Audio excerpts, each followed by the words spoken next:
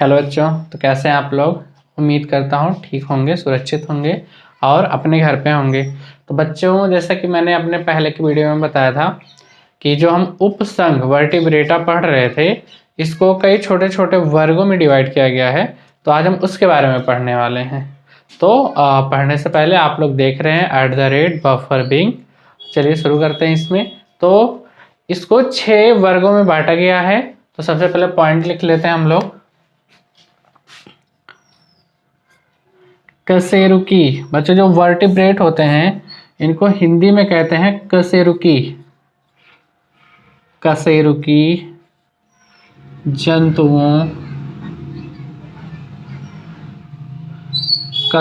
जंतुओं को 5 वर्गों में बांटा गया है। वर्गों में बांटा गया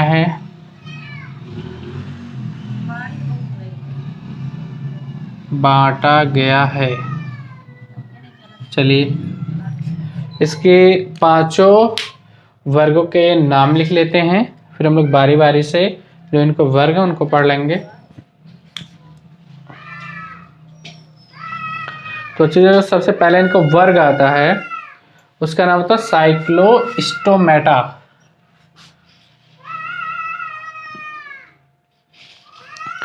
सॉरी,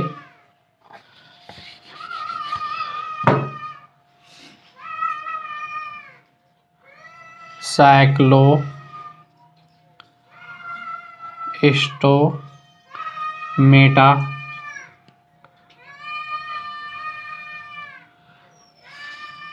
दूसरा जो वर्ग होता है बच्चों, इनका दूसरा वर्ग है मत्स्य।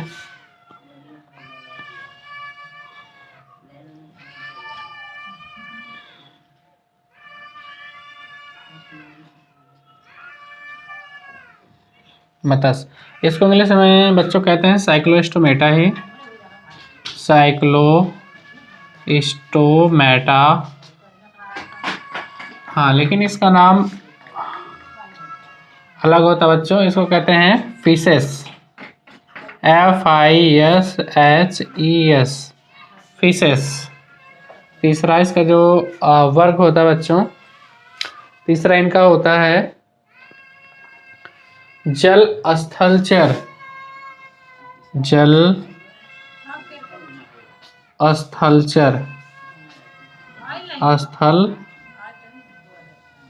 ब्रैकेट में एम्फीबिया इसको कहते हैं बच्चों। एम्फीबिया। अगला देखते हैं बच्चों, 4th नंबर पे जो आते हैं बच्चों, उनको कहते हैं सरीसृप।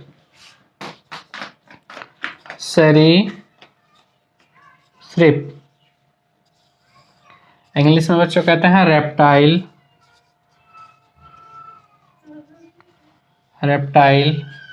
5वें नंबर पे आते हैं बच्चों बर्ड्स, मतलब पंछी, वही इंग्लिश में बर्ड्स बोलेंगे।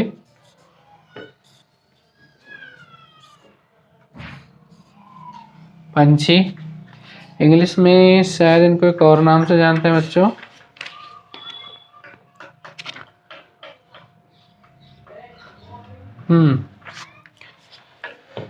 पंछी या इंग्लिश में कहते हैं एवीज। AVES, aves.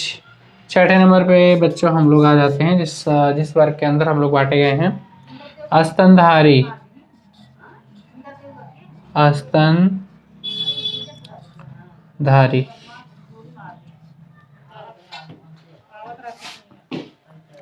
इंग्लिश में मैमिलिया।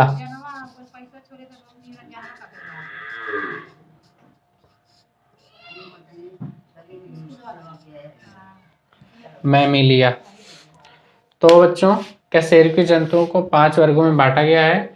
इनको आप नोट डाउन करेंगे। 6 में बांटा गया है, इसको आप नोट डाउन करेंगे। इसके बाद इसके आगे हम लोग बढ़ते हैं, तो फटाफट से नोट कर लेंगे।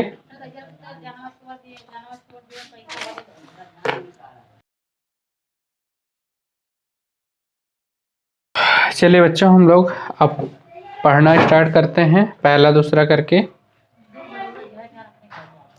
तो इनका जो पहला वर्ग है, जैसा कि आपने लिखा होगा, तो उसकी हेडिंग लिख लेंगे हम लोग। पहले वर्ग, जो पहला वर्ग है उसकी हेडिंग लिखेंगे साइक्लोस्टोमेटा। Cyclostomata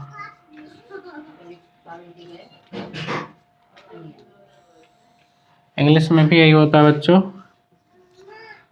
Cyclostomata. तो इसके हम लोग, जैसे बच्चे हम लोग लिखते थे संघों के सामान्य विशेषताएं, वैसे इसका भी लिखेंगे सामान्य विशेषताएं। सामान्य विशेषताएं।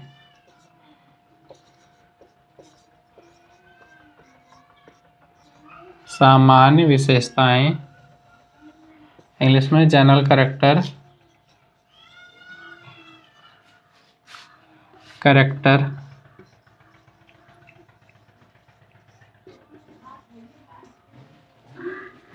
तो इसमें से जो पहला कैरेक्टर होता है बच्चों, पहले नंबर का देखेंगे। इसमें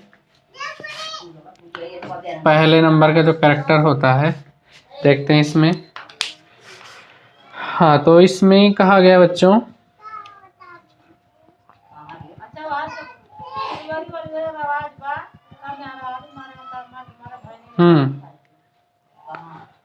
इसका जो पहला लक्षण है बच्चों कि ये एक ऐसा जीव होता है जो बिना जबड़े के होता है। जो साइक्लोस्टोमेटा होता है, ये बिना जबड़े का जीव होता है। ठीक है बच्चों, मतलब कह सकते हैं इनका ये जो, जैसे हम लोग का ये जबड़ा होता है, इनमें जबड़े नहीं पाए जाते। लिख लेते हैं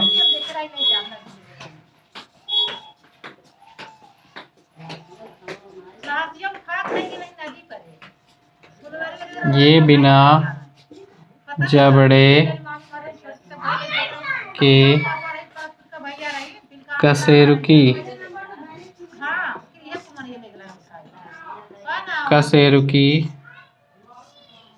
होते हैं।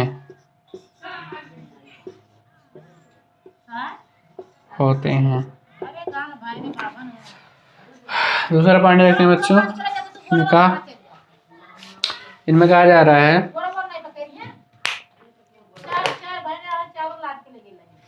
हाँ, दूसरे पॉइंट में कहा जा रहा है बच्चों कि इनका जो शरीर होता है, इनका शरीर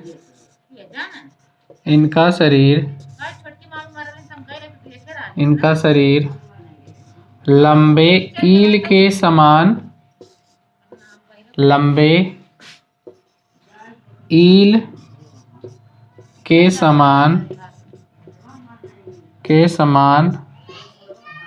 गोल होता है।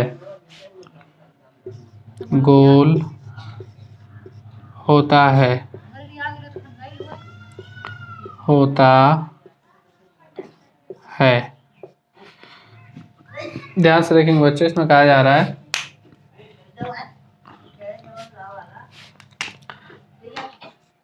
इनका शरीर जो होता है वो लंबे ईल एक मछली होती है जो करंट पैदा करती है, कह सकते हैं इलेक्ट्रिक ईल उसे कहते हैं।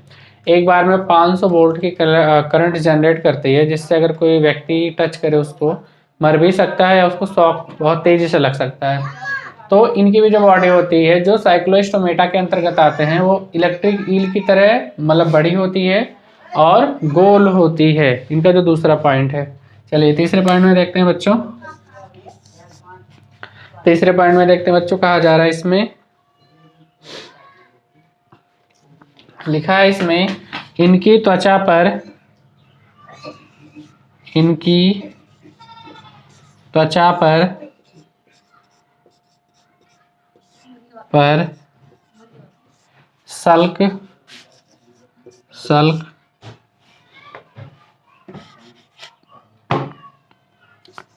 सल्क इंग्लिश में स्केल्स नहीं पाए जाते। नहीं पाए जाते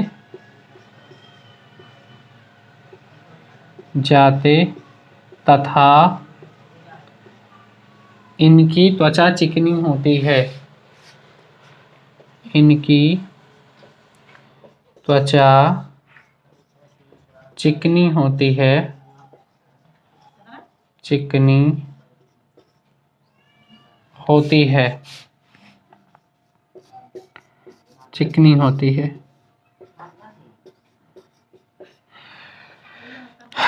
हाँ, ध्यान से देखेंगे बच्चों।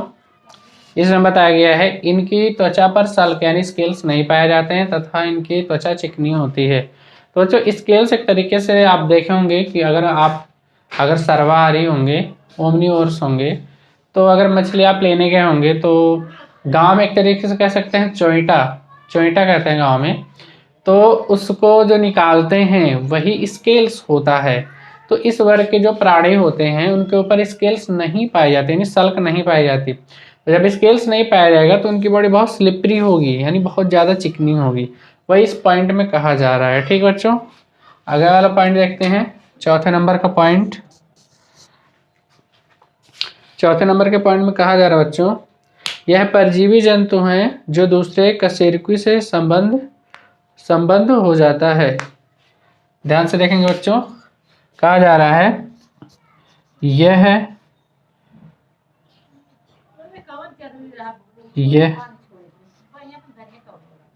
परजीवी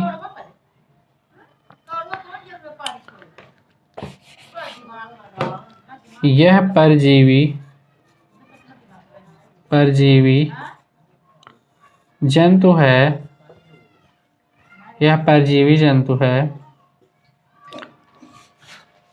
जो दूसरे कशेरुकी से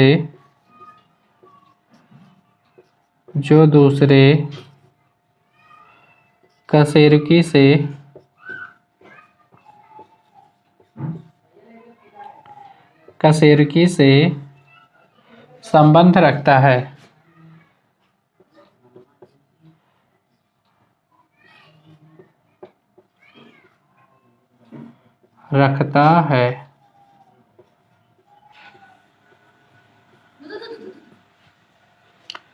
ध्यान से देखेंगे बच्चों, लिखा है इसमें यह परजीवी जंतु है जो दूसरे कशेरुकी से संबंध रखता है। इसका मतलब परजीवी का मतलब क्या होता है बच्चों, जो अपने खाने के लिए दूसरे के ऊपर डिपेंड रहते हैं उनको परजीवी इंग्लिश में कहते हैं पैरासाइट।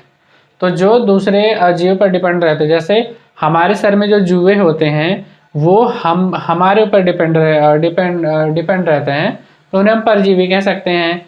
हमारे जो पेट में होते हैं एस्कैरिस एक जीव हमारे पेट में, जिसे कीड़ी कहते हैं, जब इनकी संख्या आपके पेट में बहुत ज़्यादा हो जाती है तो आपको दर्द होने लगता है, तो आप डॉक्टर के पास जाते हैं तो कीड़ी की दवा देते हैं, आपकी जो बीमारी होती है ठीक हो जाती है। तो वो भी जो आपके आंत के अंदर पाया जाता है, कह सकते हैं स्कैरिस, वो भी एक परजीवी जंतु है। ठीक है, तो इस संघ के अंदर इस वर्ग के अंदर जो जीव आते हैं वो भी परजीवी हैं जो दूसरे जीव से संबंध रखते हैं। जैसे हमारे जुए हमसे संबंध रखते हैं, वैसे इस ग्रुप के जो जीव होते हैं वो अलग एक जीव से संबंध रखते हैं जिनसे उनको भोजन मिले। ठीक बच्चों, तो इस पॉइंट का मतलब ये होता है। और भी पॉइंट एक दो बच रहे हैं बच्चों, चलिए इसको तब तक मिटा लेते हैं, आप नोट कर लीजिए तब तक फटाफट इससे।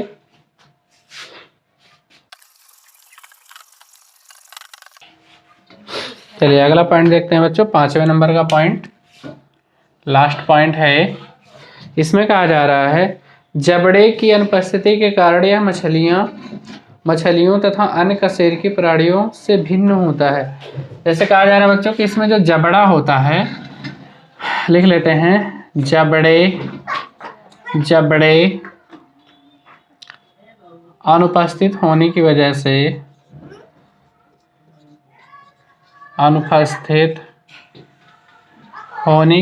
से या होने के कारण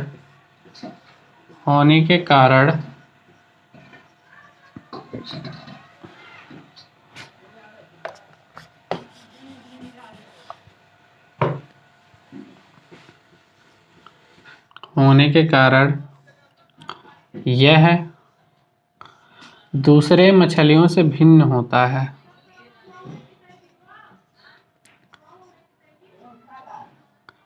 मछलियों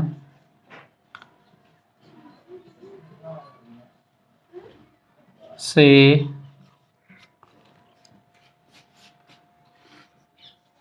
भिन्न होता है।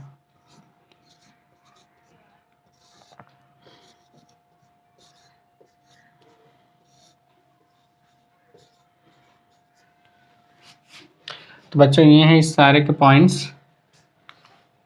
जबड़े अनुपस्थित होने की वजह के कारण ये दूसरे मछलियों से भिन्न होते हैं। सिंपल है इसको समझने के लिए कि बच्चों आप एक इंसान हैं, अगर आपका मुंह ना होता तो आप और लोगों से भिन्न लग रहे होते, ठीक है। तो यही इस पॉइंट में कहा जा रहा है कि जो साइक्लोस्टोमेटा के अंदर प्राणी है, इसमें जबड़ा ना होने की वजह से दूसरे प्राणियों से भिन्न होता है। चलिए इसके एग्जाम्पल देख लेते हैं, उदाहरण या इसके एग्जाम्पल देख लेते हैं।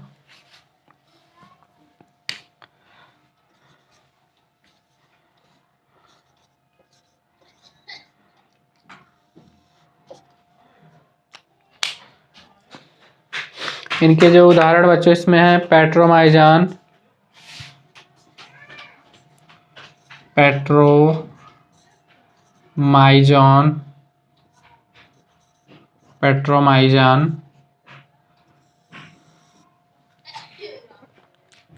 कामा मिक्सिनी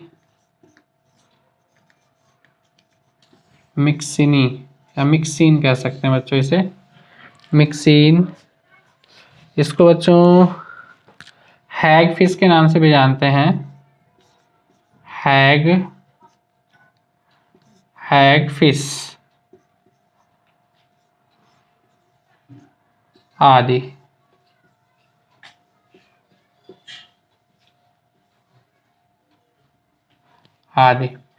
ये बच्चों इसके उदाहरण हो गए, पेट्रोमाइजॉन, मिक्सिन, हैगफिश आदि। और इसका छोटा सा डायग्राम है, ड्रा कर लेते हैं फटाफट से। चलिए मैं आपको यहाँ डायग्राम दे दूंगा जो आप देख सकते हैं इमेज के माध्यम से पेट्रोमाइजॉन का। तो उम्मीद करता हूँ आपको ये लेक्चर समझ में आया होगा।